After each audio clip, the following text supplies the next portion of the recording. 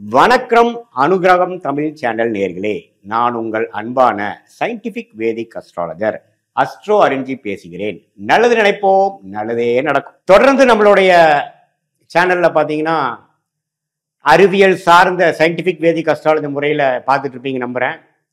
இப்ப பாத்தீங்கன்னா மிதுன லக்னம் மிதுன ராசிக்காரர்களுக்கு எத்தகைய ஒரு ஜாதக பலன் கர்ம பலனாக ஒரு கிரகமும் உருவெடுத்து நமக்கு வரப்போகிறது. பிறக்கும் பொழுது ஒரு கிரகமும் நமக்கு இருக்கக்கூடிய ஸ்தான பலம், திக்பலம், திருக்பலம் பொறுத்து நம்மளுடைய கர்ம வினைகள் எப்படி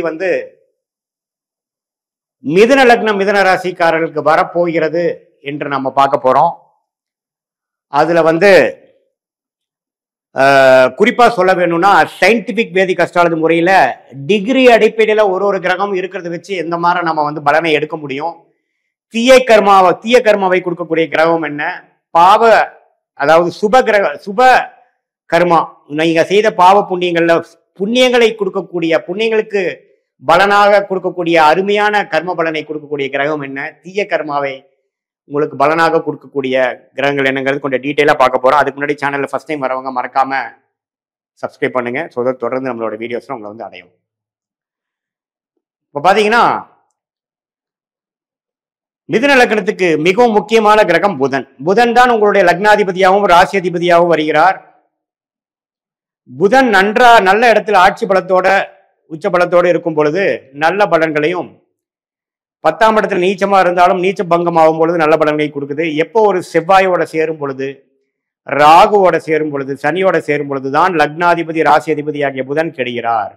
ஸோ ஒரு நல்ல திருட்பலம் பெறும் பொழுது, நல்ல ஒரு அமைப்புல ஸ்தான பலத்தோடு இருக்கும் பொழுது ஜாதகரே ஒரு நல்ல வாழ்க்கையை வாழக்காக பிறந்திருக்கிறார், ஒரு பிரச்சனை இல்லாத வாழ்க்கையை வாழ்வார் என்பதை காட்டி, அதே சமயத்தில் ஒரு தீய கர்மாவை கொடுக்க போது ஒரு பிரச்சனைக்குரிய ஒரு கர்மாவாக இருக்குங்கிறதையும் நீங்க பார்த்துக்கணும். ஸோ உங்க ஜாதகத்துல உங்களுடைய புதன் எப்படி இருக்குது, நீங்க மிதுன லக்னம் மிதுன ராசியா பிறந்திருந்தீங்கன்னா உங்களோட புதன் எப்படி இருக்குங்கிறது பார்த்துக்குங்க. இப்ப பாத்தீங்கன்னா அடுத்தபடியான யோகத்தையும் ராஜயோகத்தையும் கொடுக்கக்கூடிய கிரகம் பாத்தீங்கன்னா சனியும் சுக்கிரனும். சுக்கிரன் 5ஆம் வீட்டு அதிபதியாக குழந்தைங்களால எந்த அளவுக்கு நீங்க மகிழ்ச்சி பெற போறீர்கள், எந்த அளவுக்கு யோகம் அனுபவிக்க போறீங்க, வாழ்க்கையில சுக்கிரன் எந்த இடத்துல இருக்கிறாரோ அந்த பாவம் மிகவும் யோகமான பாவமா வருது. 10ஆம் இடத்துல சுக்கிரன் இருக்கும் பொழுது தொழில் ஸ்தானம் மேன்மையாகிறது. ஏன் 12ஆம் இடத்துல இருக்கும் பொழுது வெளிநாட்டுல போய் ஜெயிக்கக்கூடிய ஒரு ஷேர் மார்க்கெட் அது மாதிரி விஷயத்துல ஜெயிக்கக்கூடிய அமைப்புகள் வருது. எந்த இடத்துல சுக்கிரன்கிற கிரகம் அருமையா இருக்கோ அந்த பாவத்தோட ஆதிபத்தியம் நமக்கு சாதகமாக செயல்பட போகிறது என்பதை நீங்க தெரிந்து கொள்ள வேண்டும். அதே சமயத்துல சனிங்கிற கிரகம் 8ஆம் வீட்டு அதிபதி 9ஆம் வீட்டு அதிபதியா வரதுனால உங்களுடைய பாக்கியங்கள், உங்களுடைய யோகங்கள் எல்லாத்தையும் கொடுக்கக்கூடிய ஒரு கிரகமாக சனி வருகிறார். சனி ஒரு திருட்பலம் பெற்று குரு பார்வை, சுக்கிரன் பார்வை, இது மாதிரி விஷயங்கள்லாம் பெறும் பொழுது உன்னமே திருட்பலம் பெற்று நல்ல ஒரு கர்ம பலனை கொடுக்கக்கூடிய அமைப்பு வருது. அதே சமயத்துல செவ்வாய் ராகு வர சேரும் பொழுது பாவத்துவமான கர்மாவை நம்ம பெறுகிறோம். பாவங்கள் அதிகமாக செய்திருக்கிறோம், செய்துதான் இந்த பிறவி பெற்றோங்கிறத நம்ம புரிந்து கொள்ளலாம். உங்க ஜாதகத்துல அந்த யோக கிரகமாகிய மிதுன லக்னத்துக்கு மிதுன ராசிக்கு யோக கிரகமாகிய சுக்கிரன் சனி எத்தகைய ஒரு அமைப்புல இருக்குதுங்கிறது நீங்களே பார்த்து புரிஞ்சுக்குங்க. அதே சமயத்துல புதன் எவ்வளவு முக்கியங்கிறது நீங்க நான் முதலே சொன்னேன். புதனும் சுக்கிரனும் சனியும் மிதுன லக்ன மிதுன ராசிக்காரர்களுக்கு நல்லா இருந்து விட்டாலே வாழ்க்கையில பாதி ஜெயிச்சிடலாங்கிற ஒரு அமைப்பு. பட் தசாபுக்திகள்ங்கிறது ரொம்ப இம்பார்ட்டன்ட். உங்கள் தசாபுக்திகள் இந்த சுக்கிரன் சனி புதன் தசைகள் வராமல் செவ்வாய் ராகு குரு தசைகள் வரும்பொழுது கொஞ்சம் பாவத்துவமான நீங்க தீய கர்மாவை நீங்க சமாளிக்க வேண்டிய, வாழ வேண்டிய அந்த பலாபலன்களை நீங்க பெற வேணுங்கிற மாதிரி அமைப்புல நீங்க பிறந்திருக்கீங்கன்னு அர்த்தம். ஸோ நீங்க எந்த அமைப்புல பிறந்திருக்கீங்க, எந்த தசா பெல்ட்ல பிறந்திருக்கீங்கன்னு தெரிஞ்சுக்கங்க. இதே பாத்தீங்கன்னா வரக்கூடாத தசை, பிரச்சனைக்குரிய தசை பாத்தீங்கன்னா செவ்வாய் 6ஆம் வீட்டு அதிபதி தசை லக்னாதிபதி ராசி அதிபதி ஆகிய புதனுக்கு பிடிக்காத கிரகமாக செவ்வாய் வருகிறார். அது 6ஆம் இடத்துல இருந்துட்டாருன்னா கேட்கவே வேண்டாம், பிரச்சனை, வம்பு வழக்குகள், உடல் உபாதை, அது மாதிரி விஷயத்தை கொடுப்பார். 12ஆம் வீட்டுல இருந்து 6ஆம் வீட்டை பார்த்தாலும் அதே பிரச்சனை தான் கொடுப்பார். 10ஆம் வீட்டுல இருந்தா தொழில பிரச்சனை கொடுப்பார். 4ஆம் வீட்டுல இருந்தா அம்மா தாயார் இடம் வீடு வண்டி வாகனம் அதுல பிரச்சனை கொடுப்பார். 10ஆம் பார்வையா பார்த்து தொழில பிரச்சனை கொடுப்பார். 2ஆம் இடத்துல பார்த்தா குடும்பம் தன வாக்குஸ்தானத்துல பிரச்சனை கொடுப்பார். அது இருக்க வேண்டிய இடம் பாத்தீங்கன்னா 6க்கு விரயமான 5ஆம் வீட்டுல இருக்கிறது இருந்து 11ஆம் வீட்டை கனெக்ட் ஆகிறது ஓரளவுக்கு பரவாயில்லை. மற்றபடி 8ஆம் வீட்டுல உச்சம் பெறுவதும் தப்பு. செவ்வாயோட தசை இல்லாம இருக்கிறது மிகவும் நன்று. அப்படி இருந்தாலும் ஒரு குரு பார்வை சுக்கிரனோட சேர்ந்து இருக்கிறப்போ அவ்வளவு தீய பலன்கள் இருக்காதுங்கிறது நம்ம தெரிஞ்சுக்கலாம். அதே சமயத்துல குருங்கிற பாதகாதிபதியாக வரார். பாதகாதிபதி பெரிய நன்மையை கொடுக்க மாட்டார். குரு பாத்தீங்கன்னா எந்த இடத்துல இருந்தாலும் அந்த பாதகத்தை கொடுப்பார். அது குரு சனி செவ்வாயோட சேர்ந்து இருந்தாருன்னா அதோட சுபத்துவம், அதோட சுபகிரகத்தின் தாக்கங்கள் குறைஞ்சு ஒரு பாவகிரகமாக மாறி அதோட நல்ல பலன்கள் சரியில்லாம போகும். ஆதிபத்திய விசேஷம் இல்லாத கிரகமாக 7க்கும் 10 குரு வருகிறார். அது சில பிரச்சனைகளை கொடுக்கக்கூடிய அமைப்புகள் இருக்கு. குரு சந்திர யோகத்தில் இருந்தா ஓரளவுக்கு பரவாயில்லை. குரு ஒரு 11ஆம் வீட்டுல இருக்கிறது கொஞ்சம் பரவாயில்லை.